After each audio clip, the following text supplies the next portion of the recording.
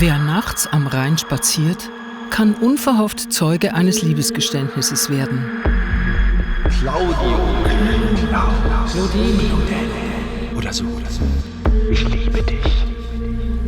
Es ist die Neonschrift von Mark Hanforth, die seit 20 Jahren unter der Johanniterbrücke Frühlingsgefühle verbreitet. Doch wem gebührt die Liebe?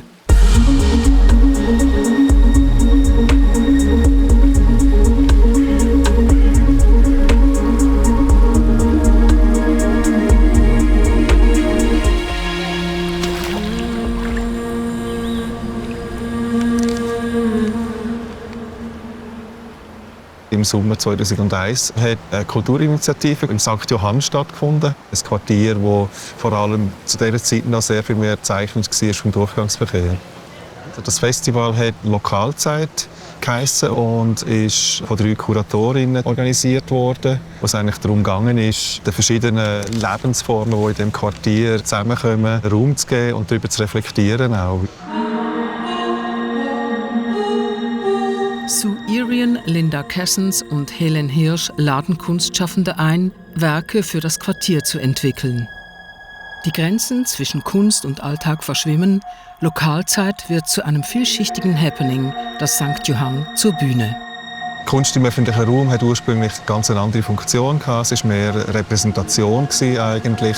Die Interaktion war weniger wichtig. Und das war sicher eines der Ziele von Lokalzeit, nämlich dass man Kunst macht, die wirklich am Ort eine spezifische Aussage machen kann und eben auch ganz unterschiedliche Leute zusammenbringen Claudius. Auch der britische Künstler Mark Hanforth wird eingeladen, für Lokalzeit ein Werk zu entwickeln. Er entdeckt irgendwo ein Liebesgeständnis, flüchtig an die Wand gekritzelt, und übersetzt die Botschaft in Kunst.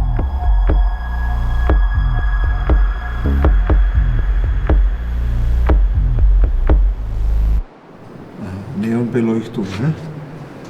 Also dann machen wir es so. Kunst im öffentlichen Raum verändert sich.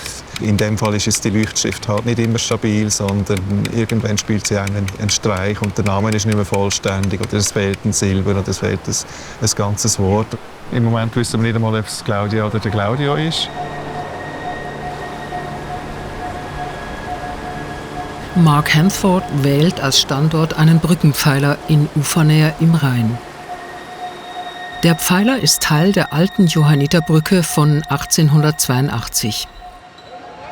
Ernst und Albert Schmidt bauen in den 60er Jahren die neue Johanniterbrücke aus Stahlbeton, puristisch dem Zeitgeist entsprechend. In 2 Teilen, links und rechts, entsteht der Neubau. Die 2 mittleren Pfeiler werden gesprengt und die neuen Brückenhälften zusammengeschoben. Die Einweihung findet 1967 statt.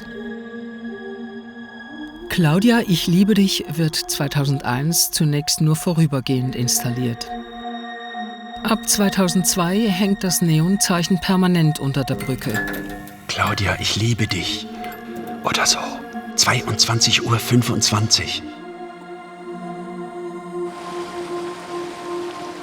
Für mich ist es ein Werk, das sehr vielschichtig ist.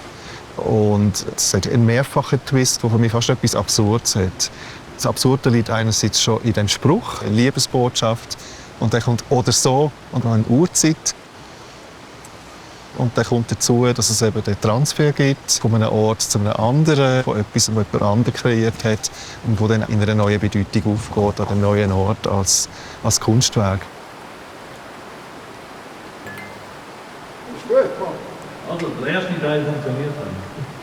Neonschriften, wie auch andere Techniken und Gegenstände des Alltags, sind heute kaum mehr aus der Kunst wegzudenken. Das war nicht immer so. Das erste Mal sind Alltagsgegenstände in der Kunst verwendet worden im Dadaismus. Das hat radikal neue Impulse gesetzt im 20. Jahrhundert. Stichwort Pop Art zum Beispiel. Oder auch Tangeray hat ja Kunst gemacht aus kaputten Teilen und hat denen einen neuen Sinn und ein neues Leben gegeben.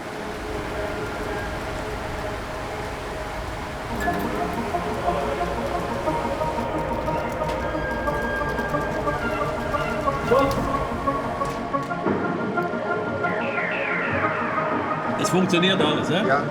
Ich würde sagen, es ist immer eine Form von Kunst, jemandem die Liebe zu erklären. Aber Claudia steht für ganz vieles.